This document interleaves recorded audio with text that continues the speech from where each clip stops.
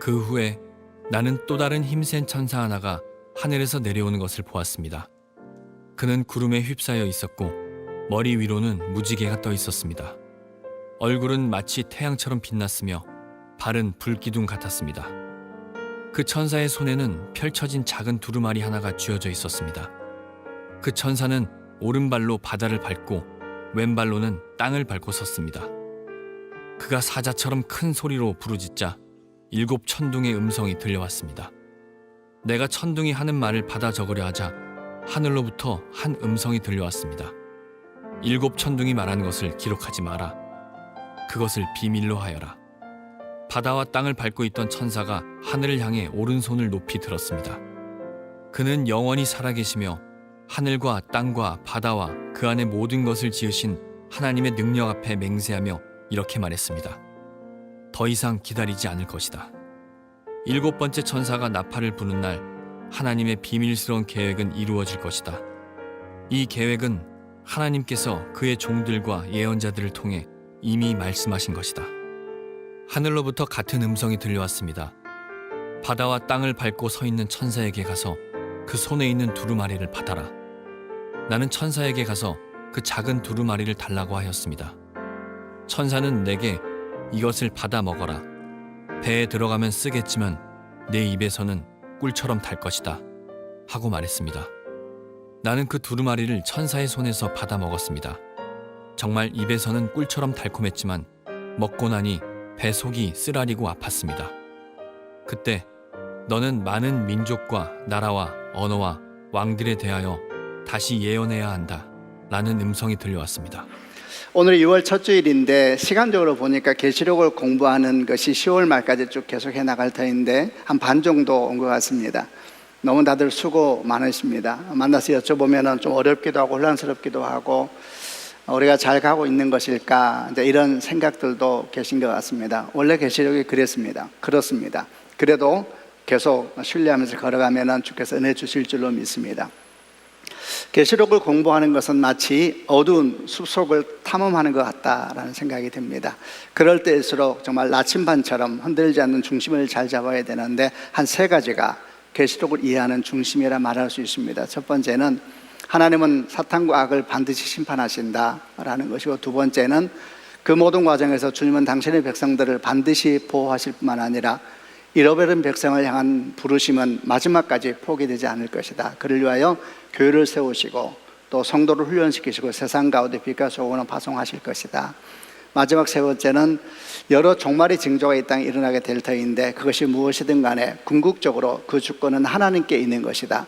그리고 하나님께서 종말의 주관자로 우리 주 예수님을 보내셨으니 우리가 항상 그 예수님을 주목하며 걸어가야 될 것이다. 이런 3가지는 흔들리지 않는 중심이니까 이걸 붙잡고 걸어가게 되면 좀 혼란스럽더라도 좀 어렵더라도 마침내 그 끝에서 예수를 만나게 되고 하나님 나라를 만나게 될 줄로 믿습니다. 그런 귀한 여정이 계속되기를 바랍니다. 오늘 말씀은 계시록 10장 전체를 보려고 하는데 한 가지 질문으로부터 시작하겠습니다. 여러분, 만약에 이 땅에 인류 생존이 위협할 만큼 그런 위기가 온다면 사람들은 어떻게 반응할 것 같습니까? 그때 사람들은 자기의 잘못을 돌아보고 이웃의 어려움을 끌어안으며 그리고 어떻게 하든지 이것이 회복되기 위하여 선한 지혜를 모으고 마음을 모으고 뜻을 모아서 함께 걸어갈 것 같습니까? 아니면은 어떤 위기가 오든 자기라도 살아남겠다 생각하면서 더 힘을 모으고 더 돈을 모으고 또 각종 우상에게 절을 하면서 더 이기적이 되고 더 폭력적이 되고 더 무례하게 될 것 같습니까? 아쉽게도 계시록의 말씀은 두 번째 후자에 있어 보입니다. 그게 저희가 지난 2주 동안 보았던 7 나팔 재앙에 대한 사람들의 반응이었습니다. 저희가 2주 동안 7 나팔 재앙을 좀 나누었습니다. 첫 번째부터 4번째 나팔의 재앙은 모두 그 특징이 자연을 향하여서 나타나는 것이었습니다. 땅과 하늘, 물과 강, 해와 달과 별에 이르기까지 이런 자연이 3분의 1이 치명적인 위기에 처하게 된다 그랬습니다. 5번째 나팔을 불릴 때는 바닥에 없는 구덩이에서 메뚜기 떼가 올라와서 사람들을 괴롭히는데 얼마나 괴로운지 사람들이 죽고자 하지만 죽을 수도 없는 그런 괴로움이 사람을 덮게 될 것이다 했고, 여섯 번째 나팔이 부러졌을 때는 큰 전쟁이 일어나게 될 터인데 이로 말미암아 2억의 기병대가 이 땅의 인구의 3분의 1을 죽이게 될 것이다, 이렇게 말씀하고 있으니까 큰 전쟁이고 잔인한 전쟁임이 분명합니다. 이런 징조를 보게 되면 하나같이 우리 마음을 번잡하게 하고 두렵게 하기도 하고, 과연 우리가 어디에 서 있고 어디로 가야 되는 것일까 고민하게 하는 그런 질문들입니다. 그러면 이런 질문 가운데 사람들은 어떻게 반응할 것인가, 이에 대해서 성경의 환상 가운데 사도 요한에게 보여주십니다. 그게 일곱 나팔 재앙 끝에 나오는 계시록 9장 20절부터 21절, 일곱 나팔 재앙 제일 끝에부터 나오는 말씀이거든요. 9장 20절과 21절에 나와 있는데 쉬운 성경으로 같이 한번 읽어보겠습니다. 제가 20절 먼저 읽겠습니다. 그러나 이 재앙에 살아남은 자들은 여전히 회개하지 않고 손으로 만든 우상에게 가서 빌었습니다. 그들은 귀신을 섬기고 금, 은, 돌, 청동, 나무로 만든 보지도 듣지도 걷지도 못한 우상들을 향하여 절하였습니다. 21절, 또한 살인과 마술과 음란과 도적질하기를 계속하며 마음을 돌이키지 않았습니다. 절망적인 그런 종말적 징조가 계속해서 일어나고 있었지만 사람들은 하나님을 찾지 않지요. 오히려 더 많은 돈을 모으고 더 큰 힘을 모으고 각종 종교에 심취해 갔습니다. 더 타락해 갔습니다. 금은 돌, 청동으로 만든 우상에 절했다는 이야기는 단순히 어떤 형상만 말하는 것이 아니라 거기에 마치 희망이 있는 것처럼, 거기에 약속이 있는 것처럼 모으고 또 모으면서 더 이기적이 되고 더 거칠어지고 더 무례해지고, 이런 환상을 사도 요한이 본 겁니다. 사도 요한 마음이 어땠을까요? 마음이 무너졌겠죠. 그런데 여러분, 2000년 전에 사도 요한에게 주께서 보여주시는 환상입니다만 오늘 세상은 어떤 것 같습니까? 참 많은 일들이 이 땅에 지금 일어나고 있습니다. 사람들은 겸손해지고 이웃의 아픔을 끌어안으려고 그러고 선한 지혜를 모으려고 하는가, 아니면은 더 거칠어지고 더 이기적이 되고 더 배타적이 되고 더 무례해지고 있는가라고 생각해 보면은 참으로 주께서 보여주는 환상이 오늘 우리의 모습은 아닐까라는 생각을 하게 됩니다. 그럴 때에 아마 사도 요한도 그랬을 것이고 여러분도 저도 한 가지 질문 내지는 부르짖음을 갖게 됩니다. 그 내용은 뭐냐 하면, 주님, 도대체 어떻게 해야지 사람들은 주께 돌아오는 것입니까? 어떻게 해야지 사람들은 자기 잘못을 돌아볼 줄 알고 이 땅을 선물로 주신 하나님을 생각하면서 그분의 질서로 돌아가야 된다, 이런 생각을 하고 엎드리게 되는 겁니까? 주님, 어떻게 하면 사람들은 이 모든 것이 잘못됐다고 느끼고 돌아와 주님을 찾게 되는 것입니까? 도대체 어떻게 해야지 사람들은 주께 돌아오는 겁니까? 제 마음에 일어났던 질문이기도 하고 아마 여러분도 그럴 겁니다. 그리고 사도 요한도 그런 마음이 아니었을까 여겨집니다. 이에 대한 답이 오늘부터 3주 동안 나누게 될 계시록 10장과 11장 중간 정도까지 있는 말씀입니다. 저희가 3주 동안 하나님의 말씀을 들으면서 과연 도대체 복음은 어떻게 전해지는 것일까? 어떻게 하면 종말이 멸망사건이 아니라 생명사건이 될 수 있을까? 주의 말씀을 하나하나 듣겠습니다. 오늘은 10장 말씀을 통해서 그 음성 가운데 나아가겠습니다. 우선 10장 전체를 결론을 미리 말씀드리면은 어떻게 하면 사람들이 하나님께 돌아올 수 있을까? 하나님의 말씀은 10장에서는 말씀이었습니다. 말씀이 그들을 돌이키게 할 것이다. 말씀의 큰 능력이 그들 삶과 임할 때 그들은 돌아오게 될 것이다 라는 것이 10장의 메시지였습니다. 이제 하나하나 내용을 보겠습니다. 1절과 2절 말씀을 쉬운 성경으로 읽어보겠습니다. 제가 먼저 1절 읽겠습니다.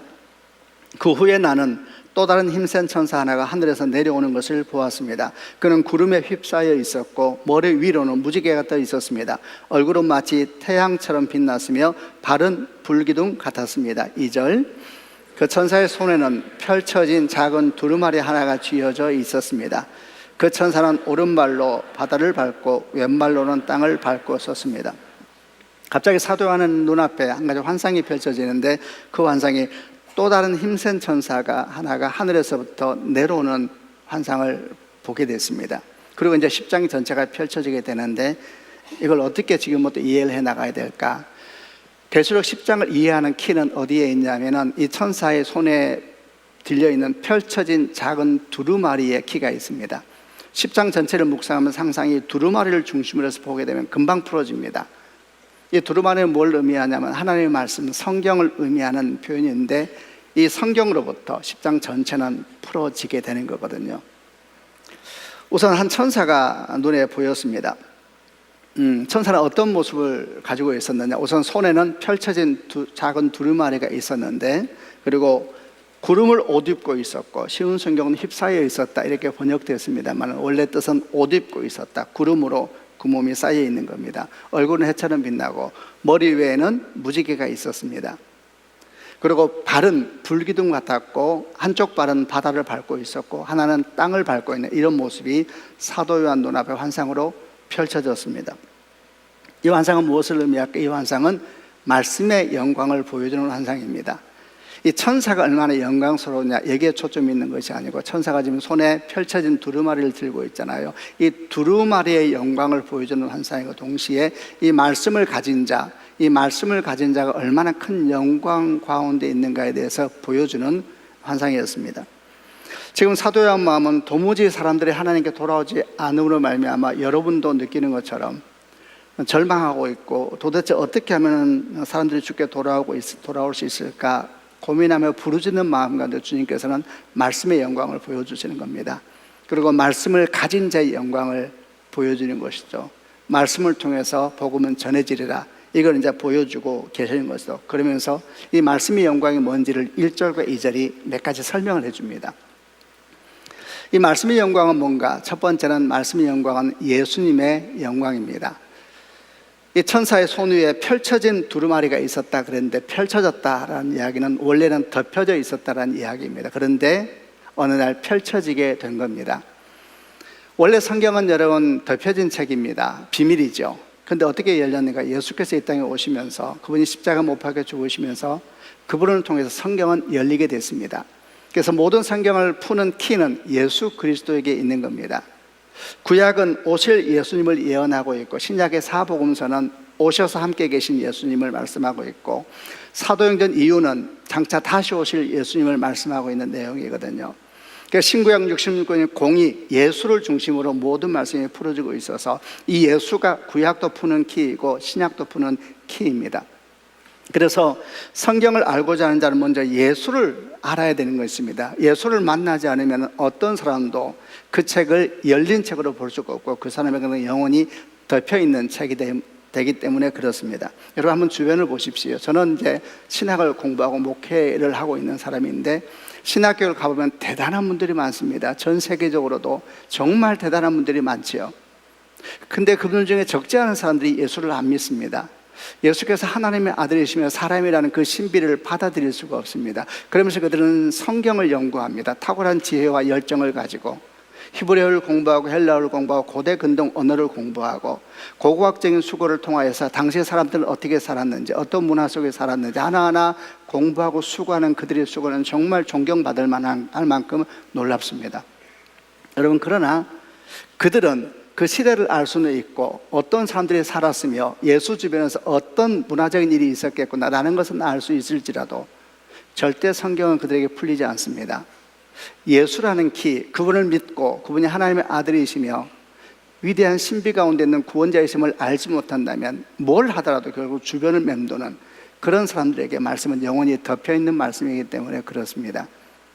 그러나 예수를 만나고 예수님을 사랑하고 그분과 함께 걸어가는 사람들은 전혀 다른 역사가 일어납니다. 배우지 못한 저 시골 촌부라 하더라도, 그리고 막 어린아이들조차도 주님을 사랑하고 주님을 알기 시작하고 말씀이 거침없이 열립니다. 말씀은 망설이지 않고 그들의 삶을 향하여 들어가기 시작하고, 그 환희와 그 감동과 때로는 흔들리는 삶의 요동함을 경험하게 하시는 말씀의 능력이 어린아이부터 노년을 이르기까지 거침없이 일하고 있는 것을 봅니다. 키는 뭡니까? 예수에게 있습니다. 예수. 이 펼쳐진 두루마리가 보여주는 말씀의 영광은 바로 예수의 영광을 말하고 있었던 겁니다.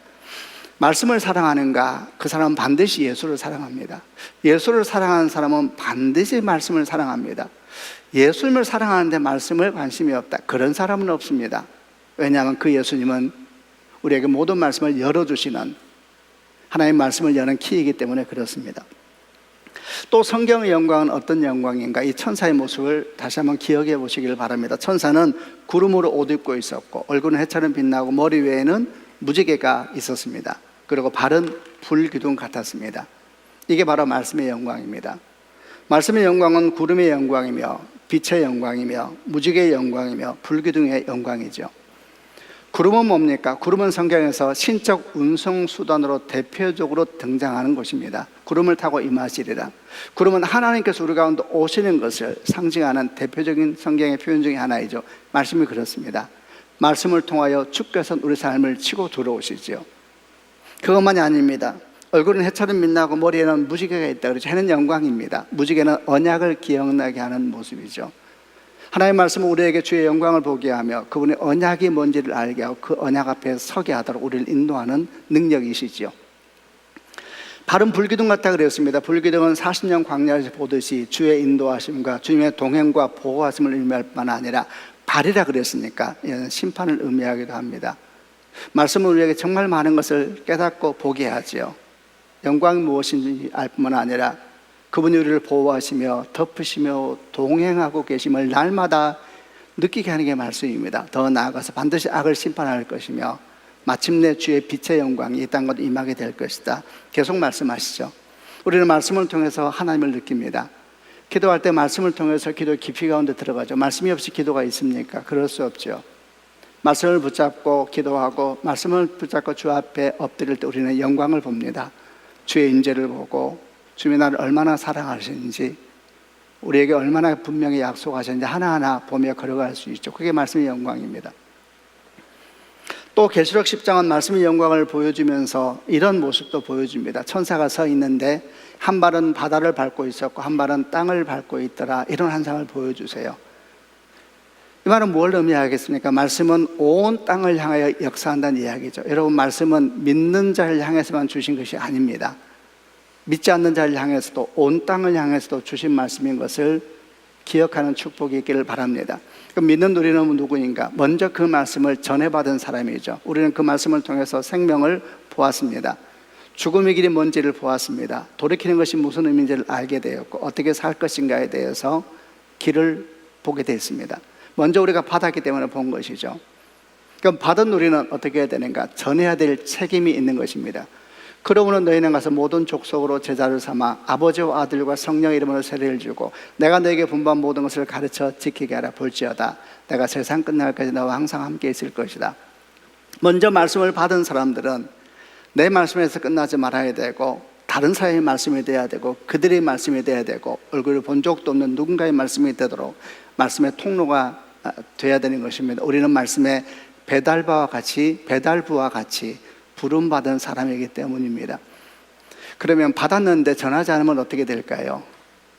거기에 생명이 기록되어 있고 거기에 사람이 사는 길이 기록되어 있는데 받아놓고 전하지 않으면 어떻게 될까요? 분명히 문제가 있는 것이죠.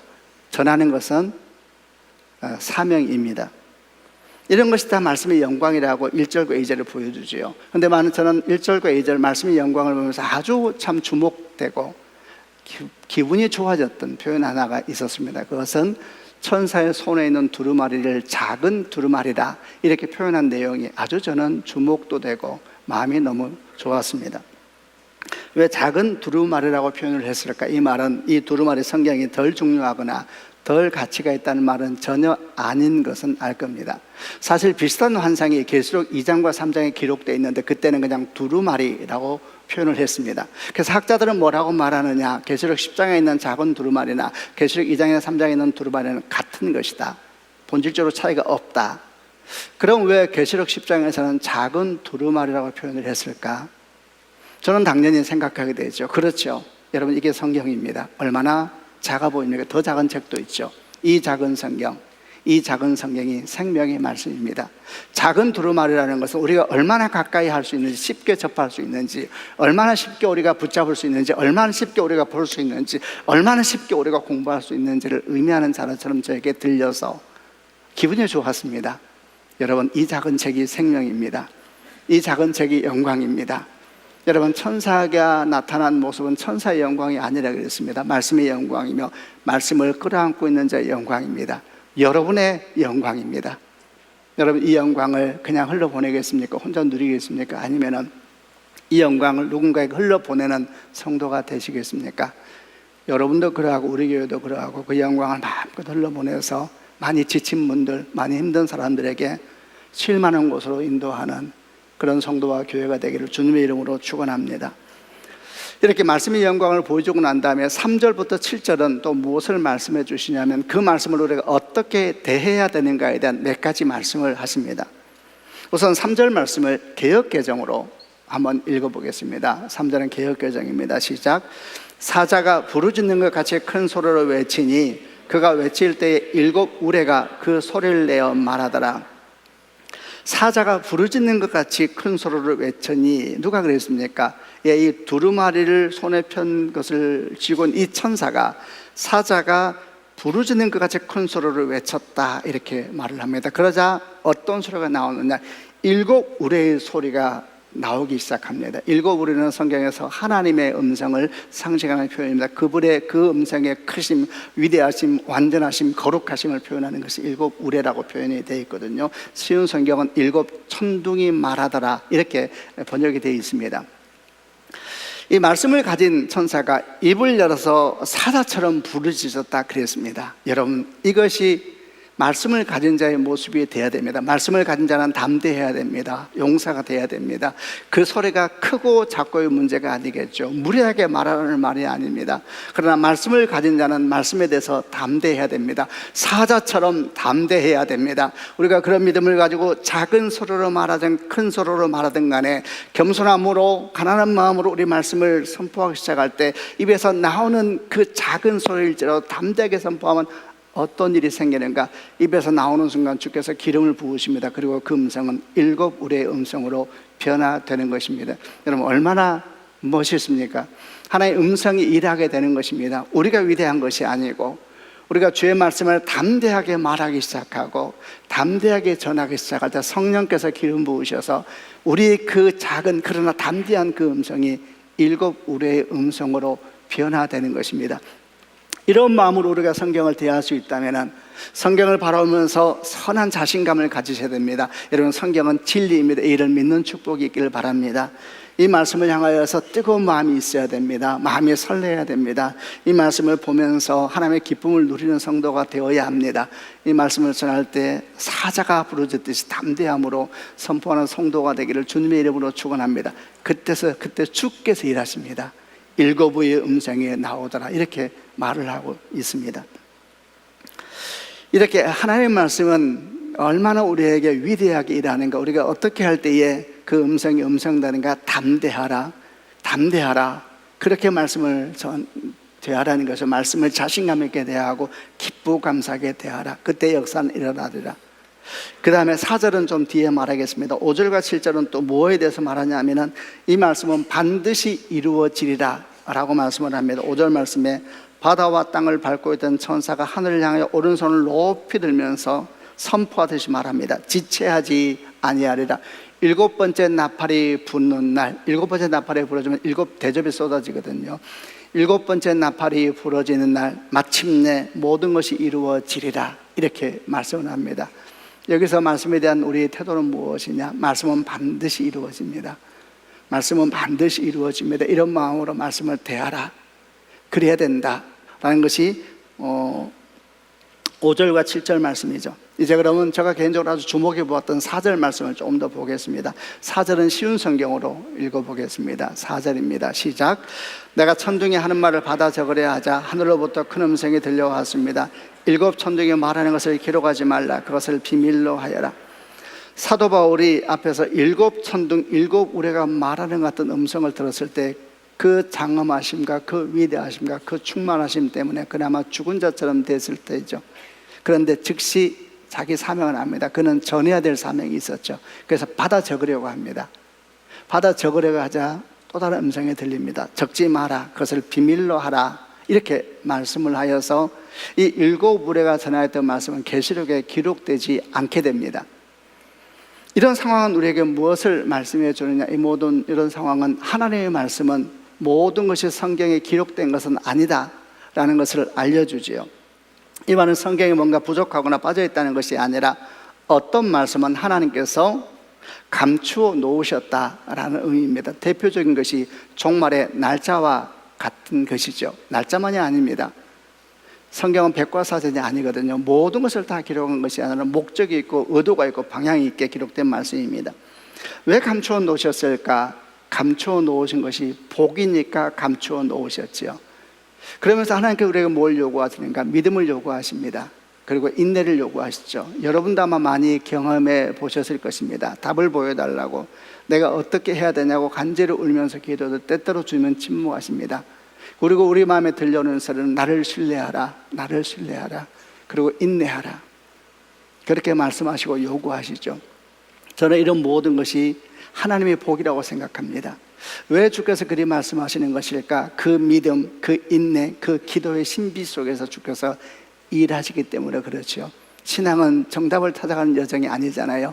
주와 함께 몸부림치는 여정이고 주와 함께 걸어가면서 주의 사건이 내 삶이 되는 것이니까 주님은 때때로 말씀하지 않으세요.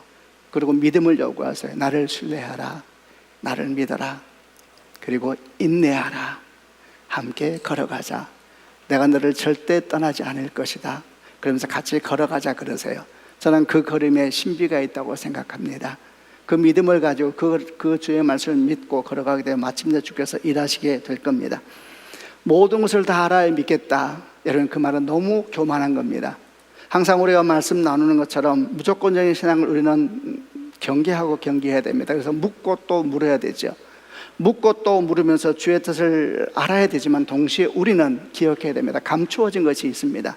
그러기에 주의 말씀을 묵상하고 묻고 또 물으면서도 그분의 선하심을 믿으며 때때로 인내하고 오직 그분을 손잡고 걸어가야 되는 시간이 있는 것입니다.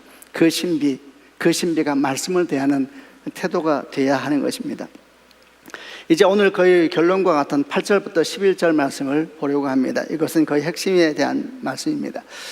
계시록 10장을 처음 시작하면서 우리는 이런 질문으로 시작했습니다. 도대체 어떻게 해야지 사람들이 복음을 받아들이게 됩니까? 이렇게 질문하며 시작됐었고, 이에 대해서 주님은 말씀의 영광을 보여주셨고 말씀을 가진 자의 영광을 보여주셨습니다. 동시에 더 나아가서 말씀을 어떤 마음으로 대해야 되는지, 때때로 감추어진 것도 있다는 사실에 대해서 담대함으로 믿음으로 신뢰하라는 말씀에 대해서도 가르쳐 주시고 반드시 이루어지리라, 이런 말씀까지 인도해 주셨지요. 이제 하나가 남았습니다. 그 하나는 그럼 어떻게 말씀은 전해지는 것입니까? 어떻게 전해지는 것입니까? 라는 질문에 대한 답이 8절부터 11절에 나와 있습니다. 이런 위대한 말씀, 이 영광의 말씀은 어떻게 전해지는 것입니까? 8절부터 11절을 쉬운 성경으로 같이 읽어보겠습니다. 제가 먼저 8절 읽겠습니다. 하늘로부터 같은 음성이 들려왔습니다. 바다와 땅을 밟고 서 있는 천사에게 가서 그 손에 있는 두루마리를 받아라. 9절. 나는 천사에게 가서 그 작은 두루마리를 달라고 하였습니다. 천사는 내게 이것을 받아 먹어라. 배에 들어가면 쓰겠지만 네 입에서는 꿀처럼 달 것이다 고 말했습니다. 나는 그 두루마리를 천사의 손에서 받아 먹었습니다. 정말 입에서는 꿀처럼 달콤했지만 먹고 나니 뱃속이 쓰라리고 아팠습니다. 그때 너는 많은 민족과 나라와 언어와 왕들에 대하여 다시 예언해야 한다라는 음성이 들려왔습니다. 주님 말씀은 어떻게 전해지는 것입니까? 그것은 그 말씀을 받아 먹는 사람에 의해서 전해지는 것이다 라고 말씀을 합니다. 지금 천사가 사도 요한에게 분명한 한 가지 명령을 했습니다. 받아 먹으라, 이렇게 take and eat, 받아 먹으라, 이렇게 명령을 했습니다. 구경하지 말고 연구만 하지 말고 그리고 장식품처럼 가지고 다니지 말고 받아 먹으라, 이렇게 말을 했습니다. 그래서 먹는다는 이야기는 천천히 씹고 되새기라는 의미이죠. 우리는 보통 그것을 묵상이다 표현하기도 하고 또는 읊조린다 이런 표현을 하기도 하는데, 이런 모든 의미를 포함할 때 아주 도움이 되는 묵상이 하가라는 단어에 대한 묵상입니다. 구약에서 하가라는 히브리어는 시편 1편에서는 묵상하다라는 말로 번역을 했고 시편 63편에서는 읊조리다라는 말로 번역된 그 단어입니다. 이 단어가 의미하는 것은 큰 짐승이 뼈다귀를 움켜쥐고 으르렁거리면서 이리 뒤집고 저리 뒤집으면서 그 안에 있는 것을 빨아먹고 핥아먹으면서 그 뼛속에 있는 진액까지 먹는 모습을 의미하는 단어를 하가라고 말을 합니다. 그렇게 빨아먹고 핥아먹다가 진액까지 먹다가 다시 또 땅에 숨겨놓습니다. 그리고 다시 배가 고파서 다시 땅에 있는 뼈다귀를 끄집어내서 으르렁거리면서 두 손으로 뼈다귀를 쥐고 핥아먹고 빨아먹으면서 뼛속이 진해까지 이제 아무것도 없는 것 같은데도 그 구석구석까지 핥아먹고 있는 모습을 의미하는 단어가 하가라는 단어인데, 이것이 묵상하다 또는 읊조리다 라는 말이 가지고 있는 의미입니다. 말씀을 받아 먹어라, 말씀을 붙잡고 씨름하라. 그 말씀과 하나님의 비밀을 알기 원하여서 엎드리고 또 엎드리면서 주 앞에 나아가라. 구경하지 말고 받아 먹어라, 핥아 먹어라, 말아 먹어라. 진해까지 이제 아무것도 없는 것 같지만 다시 엎드리고 또 엎드리라. 주의 영광을 보리라. 받아 먹으라, 이렇게 말씀을 하세요. 그러면 어떻게 되는가? 성경은 또 기록합니다. 그럴 때 너는 말씀이라는 것을 입에는 꿀처럼 달지만 네 입에서는 쓰다는 것을 알게 될 것이다 그랬습니다. 사실 이 말씀은 금년에 우리가 암송하고 있는 39절 중에 하나인 말씀인데, 그게 계시록 10장 10절이죠. 한번 개역개정으로 읽어볼 테니까 한번 기억을 되살려 보시길 바랍니다. 개역개정으로 계시록 10장 10절 읽겠습니다. 시작.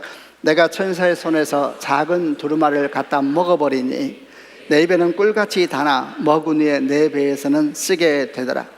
입에서 꿀같이 달다는 건 뭡니까? 말씀의 영광이죠. 말씀의 환희죠. 말씀을 들을 때 얼마나 여러분 기쁩니까? 저는 여러분 가운데 이런 말씀이 기쁨의 있기를 주님의 이름으로 축원합니다. 저는 목사로서 말씀을 전하는 역할을 하고 있는 사람인데, 저도 말씀을 묵상할 때, 주중에 말씀을 묵상하고 설교를 준비할 때 말씀의 그 진액이라 그럴까요? 말씀의 기쁨을 누릴 때는 너무너무 신납니다. 와, 정말로 주의 말씀은 기이하며 놀랍구나. 그럴 때 어떤 생각이 드냐면, 그 다음 주 본문은 뭘까? 그 다음 주 본문은 뭘까? 막 다 찾아보고 싶지만 저는 자제합니다. 다음 주에 먹어야 하리라, 다음 주에 먹어야 하리라. 다 보고 싶지만은 이번 주 본문을 조금 더 핥아먹자, 조금 더 묵상하자. 그래서 저는 주일을 기다립니다. 어제 말씀을 전하고 월요일부터 저는 다음 주 설교를 준비하거든요. 다시 그 말씀을 뼈다귀를 쥐어잡고 있는 짐승처럼 끌어안고 나아가는 것이죠. 이 말씀의 기쁨, 저는 우리 모든 성도들에게 그런 기쁨이 나기를 주님의 이름으로 축원합니다. 그럼 배에서 쓰다는 건 뭡니까? 말씀이라는 건 참 좋지만 말씀을 따라 사는 것은 이게 보통 일이 아니라는 것입니다. 말씀이 우리 안에 들어오기 시작하면 우리 양심을 찌르기 시작하고 우리 삶을 흔들고 우리 인생을 거칠게 충돌해 옵니다. 아무 문제 없이 살아왔던 삶의 여정을 발걸기 시작하고 마음 가운데 자꾸 불편해지면서 괜찮았던 시간들이, 문제 없었던 시간들이, 그저 내 거니까 내가 그냥 걸어왔던 시간이 언제부턴가 불편해지기 시작하면서 갈등이 시작되죠. 그게 말씀이 일하고 있는 것입니다. 그 갈등을 피하지 않는 축복이 있기를 주님의 이름으로 축원합니다. 신앙은 갈등입니다. 아무런 갈등이 없다, 진짜 조심해야 됩니다. 갈등하고 또 갈등하면서 어느 순간 여러분은 말하게 될 겁니다. 이렇게 살 수는 없다. 나는 돌이키리라. 그리고 돌이켰을 때 시원해지는 영혼, 그 영혼의 기쁨을 맛보는 성도가 되기를 주님의 이름으로 축원합니다. 배에는 쓰다는 말은 이 말씀이 충돌해 온다는 것입니다. 우리 인생을 충돌해 온다는 것입니다. 충돌해 옵니다. 그럴 때 그것을 피하지 않고 기꺼이 말씀을 따라 인생을 교정하기 시작할 때에 말씀의 능력은 거침없이 우리 삶에 일하게 될 겁니다. 배는 소화가 되는 것입니다. 배에서 음식은 에너지가 되고 살과 피가 되는 것이고, 우리도 똑같습니다. 말씀의 능력, 말씀대로 살기로 결정하고, 그래 차라리 내가 말씀을 따라 살아야 되겠다 말하는 순간 말씀은 일하기 시작합니다. 그러나 만약 우리가 말씀을 듣기만 하고 즐기기만 하고 그 말씀을 따라 살려고 하는 수고와 아픔을 거절한다면 그것은 분명 중대한 문제가 될 겁니다. 여러분 축복합니다. 저는 여러분이 주의 말씀의 기쁨을 충만히 경험하는 성도가 되기를 바랍니다. 동시에 말씀이 주는 도전과 충돌을 회피하지 말고 정면으로 대면하시길 바랍니다. 갈등하시고 또 갈등하십시오. 말씀은 쓸 것이고 힘들 것입니다. 그러나 그 말씀을 붙잡고 내가 주께 돌이켜야 되겠다 벌떡 일어나 돌이키면 시원한 바람이 여러분에게 불어오게 될 겁니다. 그것이 말씀의 능력이고 권세입니다. 이렇게 말씀을 받아 먹어라. 그러면 입에서는 꿀처럼 달지만 네 입에서는 쓰게 되리라. 이걸 경험한 사람들에게 주께서 다시 음성에 들려옵니다. 이런 음성이 들려옵니다. 네가 가서 세상을 향하여 다시 예언하라 그럽니다. 말씀은 어떻게 전해지는가? 복음은 어떻게 전해지는가? 말씀을 받아 먹는 그 사람, 그래서 말씀이라는 것이 입에는 꿀처럼 달지만 배에서 쓰구나, 이 사실을 경험한 그 사람, 네가 입을 열어라 그럽니다. 네가 입을 열어라. 네가 입을 열 때 복음은 전해지리라. 네가 입을 열어라 그럽니다. 여러분, 이런 은혜가 우리 가운데 있기를 주님의 이름으로 축원합니다. 네가 입을 열어라. 다시 예언하라. 이 말은 다른 말을 하라는 얘기가 아닙니다. 다시 능력이 네게 임하리라. 네가 입을 열어라. 그러면 복음은 전해지게 될 것이다. 어리석어 보이는 전도를 통하여, 십자가를 통하여 복음은 전해지게 될 것이다. 그렇게 말씀하고 있습니다. 여러분, 축복합니다. 저는 우리 교회와 성도들, 우리들이 이런 복음의 교회가 되고 복음의 사람이 되기를 주님의 이름으로 축원합니다. 많이 번잡한 시대를 살고 있는데 이 번잡한 가운데서 우리는 주의 길이 될 수 있을까? 주께서 말씀하신 것처럼 빛과 소금이 될 수 있을까 두려워하면서 주의 말씀 앞에 서서 말씀을 듣습니다. 주여, 우리가 이런 복음의 통로가 되는 교회와 성도가 되게 하여 주옵소서.